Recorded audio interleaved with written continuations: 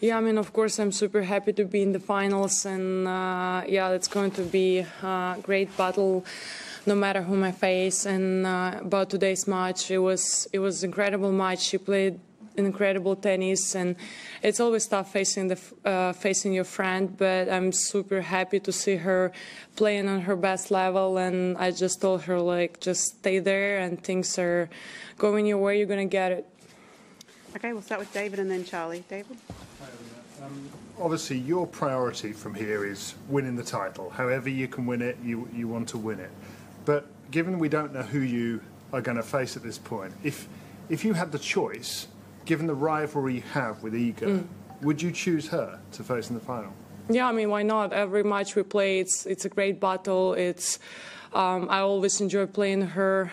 We had a lot of great battles in the past. I mean, obviously she has a great record against me, but for me it doesn't mean anything. You know, every day it's a new opportunity and you can change things. So if it's going to be her, I'll happy to face her, and also Keys. I mean, she's playing incredible tennis as well. She's she's a very aggressive player, serving well, moving well. I mean, I saw her matches here. She's in a great shape, and it's also going to be a great battle. We had a lot of great battles in the past. So, I mean, honestly, I don't have a priority, like, you know, preference whom to face in the finals. Anyway, whoever gets there, it's, you know, it doesn't happen, you know, I don't know. It's if it's happened, it meant to be, and it means that the player's in a good shape. So it's going to be a great battle. Okay, Charlie. Congratulations. Just to follow up on that, obviously, if it is to be Iga, that's a rivalry that I think everyone's really excited by. It would be the first time you've played in the Grand Slam final. How much does that sort of thing matter to you? How much does that excite you? The prospect of playing kind of, you know, this player who everyone thinks is your kind of biggest rival. Yeah, it's exciting. You know. It's exciting to be, you know, to have a rivalry, and it's great, you know. Like, every time I face her, I get better at the player, and she forced me to get better, and she also motivated me to work really hard and to get better. And every time we play against each other, it's a great battles, as I said, and. I mean, it's exciting if it's going to be #1 against #2 finals. I mean, that's huge, and it's good for tennis, and it's. I really hope it's going to be a great battle.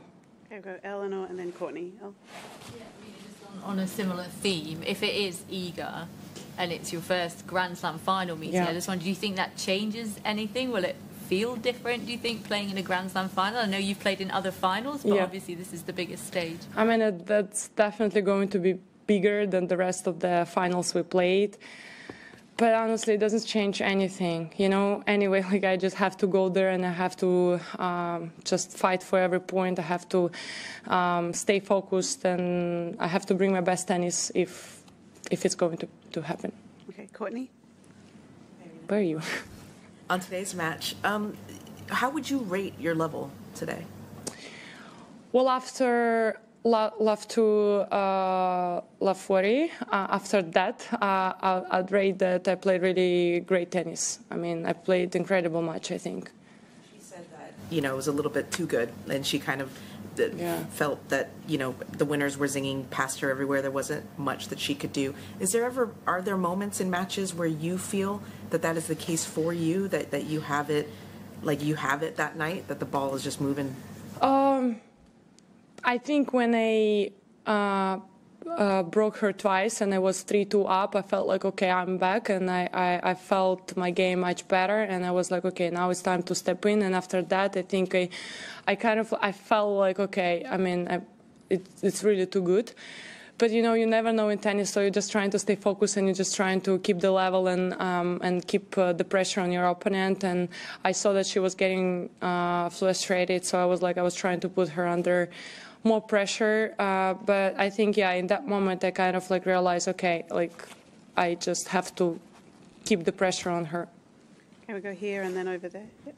Looking at the Sunday, you could have the possibility of winning 3 straight times. Saturday. Saturday, sorry. Yes. That's important, you know. Sorry about that. What does the possibility of winning 3 straight times mean to you? that's crazy. That's crazy that I was able to put myself in the situation where I have chance to put my name next to the legends. I mean, I couldn't even dream about that. So it's going to mean a lot for me. Okay, up over there. Aryna, you're the third final coming up on Saturday. Over the last 3 years, there must be some things that have changed for you off the court in your time in Australia. This year, is there any one thing that's been a surprise or different about your experience in Australia? I just feel like home, you know, like last year I thought, okay, I feel like home, I feel so good here, I feel all the support, but this year I feel it even more, you know, I feel like I'm coming back to my home slam, I know everything, I know every area, like I know where to warm up so it's not that crowded, you know. I go there and I feel like people like screaming my name, they support me, and I have goosebumps every time they scream like, let's go Aryna. It's incredible to feel that support here.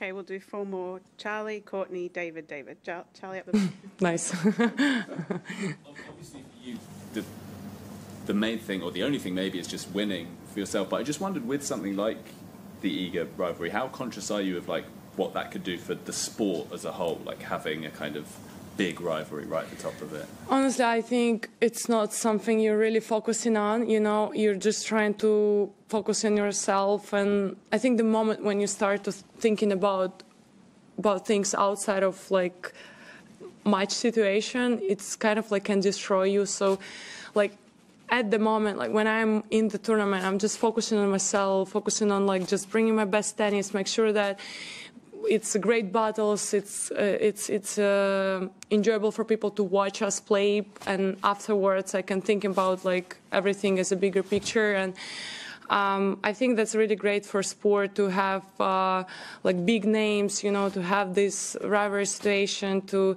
just bring tennis to another level and bring women's sport to another level, so it's more interesting for people to watch, and that's really important, I think. Okay, Courtney. Sorry. What are you like? I'm always like I always think that you're gonna move, you know, your position. I'll stay here forever. But on facing Iga, you said she pushes you to play better, to be better over the last few years. Can you identify kind of what that means to you? Like, what did she push you to improve? Well, she brings really high intensity on court. She's moving well. She's really making you work for it, and she's playing as well. Like, she's moving well, but she's also like aggressive player, I'd say. And you know, like she just physically she pushes you to be stronger. And over the years, I worked so much on my physical abilities, so make sure that whenever I face her, I'm not getting tired. And I think we improved we improved a lot in that part. So I think basically that's it. Okay, David Avakian and then David Law. We always talk about the amount of power that you have in your game, but you also use so many trajectories, angles. I was wondering, how much do you feel like you're playing on instinct versus tactics? Well, I mean, of course I have a tactic, and whenever it's important moment, I just stay disciplined with the tactic. But I have to say that, I don't know, honestly, like I feel like the tactic is in my head, but I follow the instincts most of the times. So it's kind of like a balance, you know, like whenever I don't feel that my instincts are working, I just like, I get back to the tactic, and whenever I feel like, okay, now it's time to trust myself more, I go for it. So it's a balance. You have to, I think, understand yourself really good to be able to manage this. Okay, last one, David Law. Yeah. Just on Madison Keys, given she's still in her semi-final at the moment, I'm thinking back to the match you played against her at the US Open, which was incredibly close. I just wonder what do you remember from that night about how you felt playing her? Yeah, I think I was under so much pressure, and she was just like, it felt like she was just going for her shots and everything was going in, and she was just like, you know, crashing it. And I think at some moments she was just like start questioning herself, and I saw that, and I felt like, okay, now is the moment to like make sure that you put as many balls back as you can, and I think that was the crucial moment, and I just turned around things. But yeah, she played incredible, aggressive tennis in that semis, and also, you know, US Open courts are a little bit faster than here, so I think the conditions suit her really well there. Is she the only player that has done that to you, kind of taken it? Usually you're the aggressive player. Yeah, I mean, yeah.